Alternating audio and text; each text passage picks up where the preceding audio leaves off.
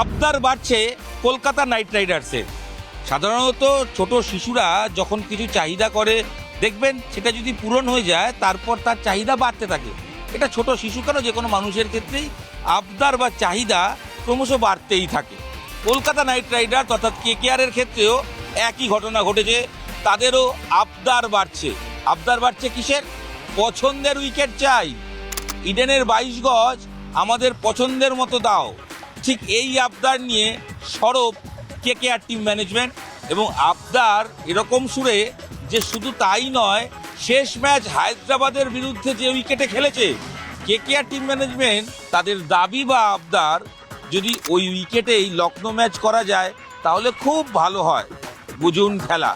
আবদার এরকমটাই যে বোর্ডের রুলস বলছে এক উইকেটে পরপর দুটো ম্যাচ খেলা যায় না, কিন্তু কেকেআর টিম ম্যানেজমেন্ট সূত্রের খবর তারা ইডেনের পিচ কিউরেটর তার কাছে গিয়ে অনুরোধ করেছেন যদি হায়দ্রাবাদ ম্যাচের উইকেটটা পাওয়া যায় তাহলে খুব ভালো হয়, ওই উইকেটেই লখনৌর সঙ্গে খেলতে চাই আমরা। বাট ইডেনের পিচ কিউরেটর সুজন মুখার্জি তিনি বুঝিয়েছেন যে না, সম্ভব নয়, বোর্ডের গাইডলাইন অনুযায়ী একই পিচে পরপর দুটো উইকেট ম্যাচ খেলা সম্ভব নয়। যখন এটা সম্ভব নয় কেকেআর বুঝতেই পেরেছে, তখন তাদের দাবি তাহলে যেরকম উইকেট হয়েছিল সানরাইজার্স হায়দ্রাবাদ ম্যাচে ঠিক সেই রকম অবিকল কপি পেস্ট, পারলে ফটোকপি করে দাও, ঠিক ওই রকমই উইকেট দাও। অর্থাৎ পছন্দের উইকেট চাই। পছন্দের উইকেট মানে স্পিনিং ট্র্যাক। আইপিএল এর প্রথম ম্যাচে ঘরের মাঠে বিরাটদের বিরুদ্ধে হেরে যাওয়ার পরেই উইকেট নিয়ে সরব হয়েছিল কেকেআর টিম অধিনায়ক অজিঙ্কা রাহানে। তিনি বলেছিলেন বল ঘুরলে ভালো হতো। তারপর এই নিয়ে একাধিক বিতর্ক হয়েছে। মুখ খুলেছেন সিএবি পিচ কিউরেটর, তার বক্তব্য আপনাদের আমরা শুনিয়েছি। কি টিম ম্যানেজমেন্ট কি বলেছে সেই গল্প তুলে ধরেছি, ক্রিকেটাররা কি বলছেন সেসব সব বলেছি। তারপরে যেটা হয়, কেকেআর টিম ম্যানেজমেন্টের পক্ষ থেকে আবেদন বা অনুরোধ করা হয় সিএবিকে, দেখুন আমরা হোম গ্রাউন্ড, আমরা ভাড়া নিয়েছি, যদি উইকেটটা আমাদের মতো প্লিজ করা যায়। এই অনুরোধে কান দিয়ে সিএবি শেষ ম্যাচে পছন্দের উইকেট স্পিনিং ট্র্যাক বানিয়েছিল। যদিও সেই উইকেটে স্পিনারের থেকে বেশি সফল হয়েছেন জোরে বোলাররা।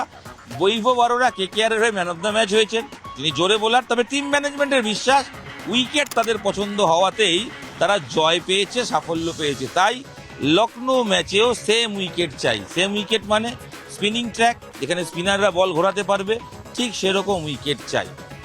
হায়দ্রাবাদ ম্যাচে কেকেআর টিম ম্যানেজমেন্টের অনুরোধ শুনে সিএবি কর্তৃপক্ষ পিচ কিউরেটর তিনি জল দেওয়াটা কমিয়ে দিয়েছিলেন এবং উইকেটের ওপর ঘাস ছেটে ফেলা হয়েছিল। এদিনও যে উইকেট দেখা যাচ্ছে, অর্থাৎ লখনৌ ম্যাচের জন্য যে উইকেট দেখা যাচ্ছে, সেই উইকেটেও জল দেওয়া কমিয়ে দেওয়া হয়েছে বলে সূত্রের খবর। ম্যাচের আগের দিন অনেকটাই কম দেওয়া হয়েছে, তার আগের দিন কিছু সামান্য দেওয়া হয়েছিল, মানে দিন দুয়েক ধরে উইকেটে জল দেওয়ার পরিমাণ কমানো হয়েছে যাতে উইকেটটা শুকনো করা যায়, যাতে টার্ন করানোর উইকেট তৈরি করা যায়। পাশাপাশি উইকেটে যে ঘাস ছিল আগের দিনও এই উইকেটটা কার্যত তৈরি ছিল, তবে তার থেকেও ঘাস ছেটে ফেলা হয়েছে, উইকেটকে একদম স্পিনিং ট্র্যাক বানানো হচ্ছে। অর্থাৎ কেকেআর যে আবদার করেছে সেই আবদার অনুযায়ী উইকেট বানানো হচ্ছে।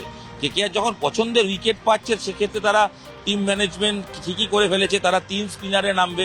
হায়দ্রাবাদ ম্যাচেও সেখানে মঈন আলী খেলেছিলেন স্পেন্সার জনসনের জায়গায়। কেকেআরের বাকি দুজন স্পিনার ভরসা তো অবশ্যই সুনীল নারিন, বরুণ চক্রবর্তী।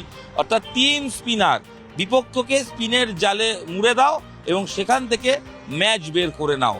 তবে বিপক্ষ হায়দ্রাবাদের সেরকম খুব ভালো মানের স্পিনার না থাকা, পাশাপাশি হায়দ্রাবাদ অধিনায়ক প্যাট কামিন্সের উইকেট রিড করাটা সঠিক ছিল না বলে হায়দ্রাবাদকে কিন্তু হারতে হয়েছিল, কারণ তারা সঠিক টিম নামাতে পারেনি। লখনৌ কিন্তু ঋষভ পান্ত জানেন ইডেনের উইকেট ঠিক কীরকম, তিনি অবশ্যই চাইবেন দলের স্পিনার রবি বিষ্ণুইরা রয়েছেন তাদেরকে নিয়ে কিন্তু প্রতিরোধ গড়ে তুলতে। খেলায় কি হবে সময় বলবে।